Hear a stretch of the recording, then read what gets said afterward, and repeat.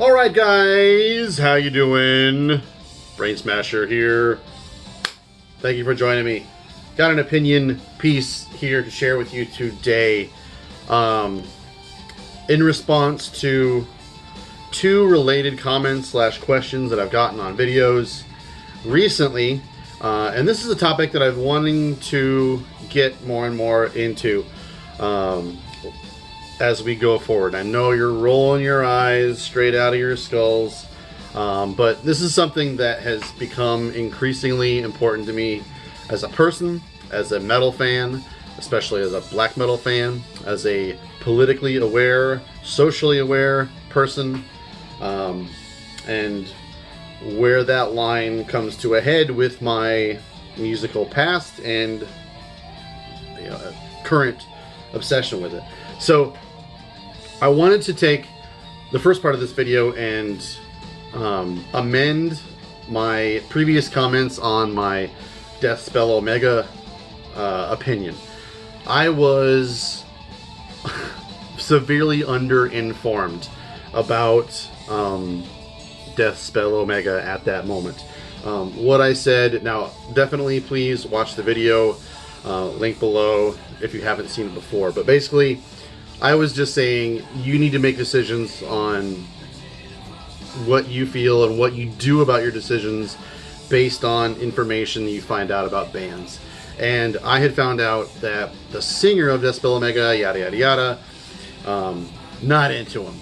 But from what I had heard, not really spending any due diligence learning more about the band, I decided I'm not going to listen to him anymore. But my good friend Marvel Mills informed me of some even more troubling quotes from the band, which I had previously been ignorant of. And I can be ignorant of racism and things like that because as a white male, they don't affect me. And I only care if I want to.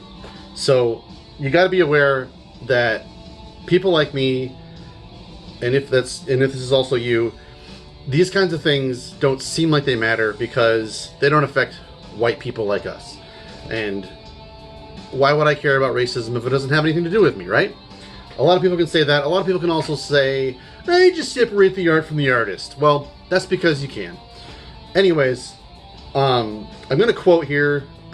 This is just one of the laundry list of Deathspell Omega has that is going to lead me to sever my relationship with one of my formerly favorite black metal bands. In a 2000 interview with Northern Heritage, they used to run a zine. I have been a fan since around this time. I am, of course, very proud of the brilliant actions of intolerance that took place during the National Socialist era in Germany and in Europe during World War II. To gas the Jews and so many liberal people was fantastic. We in Deathspell Omega are definitely fascist-thinking people and proud of it. But we don't feel close to this new wave of political pro-life bands. This was 19 years ago in the year 2000. I cannot even fathom what they were calling a new political pro-life band in the year 2000. This is way more relevant 20 years later than I can imagine it being back then. Now, back in this time period, these zines were very limited distribution, and in the United States, especially in Iowa, we didn't get stuff like this. We downloaded music on Audio Galaxy. Fuck the lyrics. It wasn't possible even at all times to get these things online. We didn't have the faculties of finding out this information about bands until a little bit later on, I'm gonna say. So, I mean, I've obviously been spending a lot of my time listening to many different bands rather than looking into what bands think about different various policies and social means in my own free time.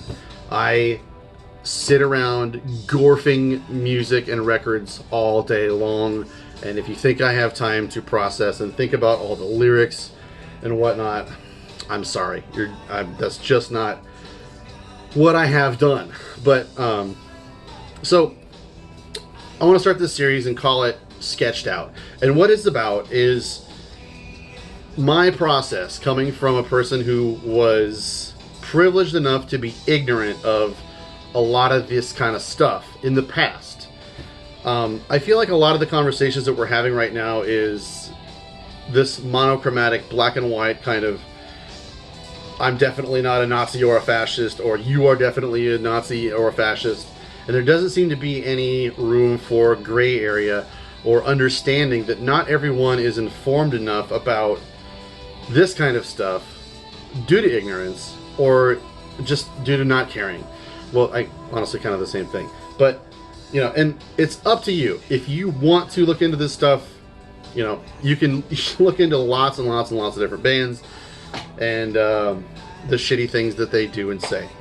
So I am by no means saying that you have to do that and you have to think this and you have to be anything. This is about my journey from an ignorant person who just gobbled up music and becoming more politically and socially aware in the last few years, and what that means to process that and how to kind of navigate, I think, these topics and issues as a music collector who has already bought in the past a lot of music that I'm now finding myself a little less agreeable to. So goodbye to Decibel Omega, and that's my personal opinion. I'm going to wind up probably getting rid of some of their records. I've already, you know, there's been a couple other bands that I'm not even going to call out right now, but I've thrown away the entire discography of other bands that I've found disagreeable because of shit like this. So that is what is up with Decibel Omega. I will put another link or two down below so that you can look into it more if you want to. So that is a response to that one comment. And, you know, a lot of what I already said kind of parlays into this next conversation as well. But someone had asked me, I think it was a comment on my last video that is in relation to this. And it was like, how do you morally navigate being a fan of Emperor while knowing that their drummer, Faust, knowingly murdered a homosexual man? And that's a good question, and it is a difficult thing to navigate.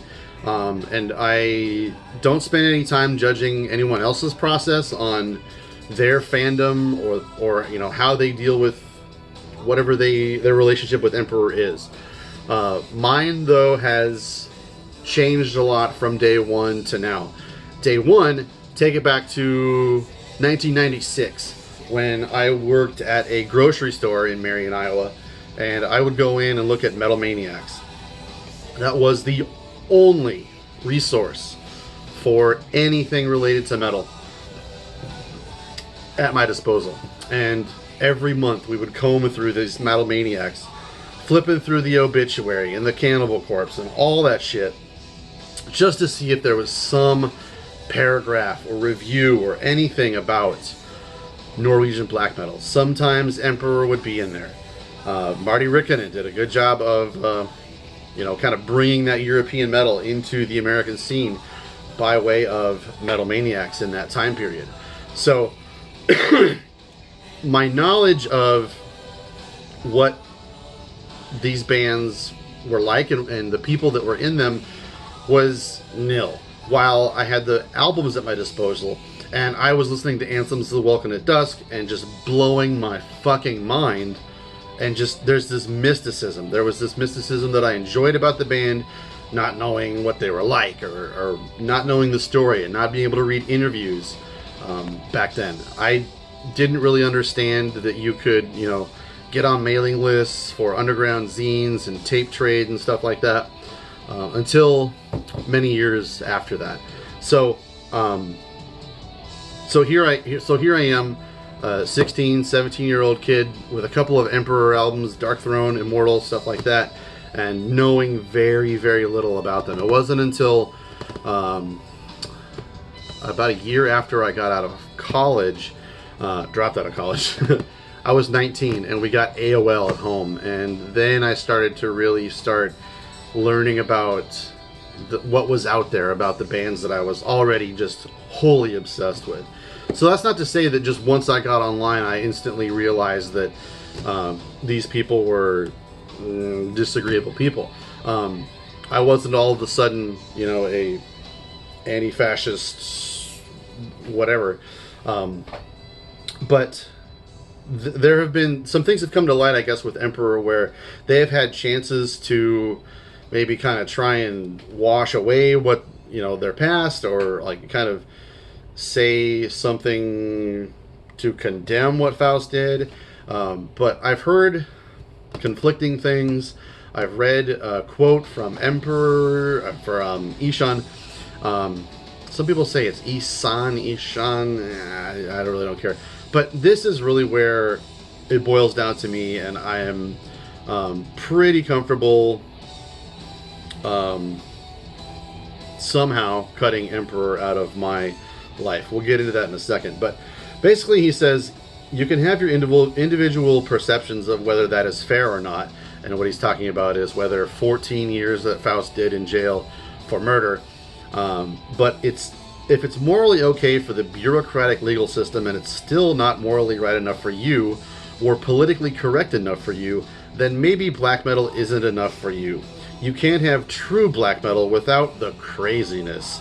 There's nothing cult about politically correct black metal. Like, I honestly can't believe Isan is using the word cult. I just kind of think of that term cult is like post-Emperor to me, honestly. But I don't know, just what a shitty thing to do, and just what a shitty way to condemn.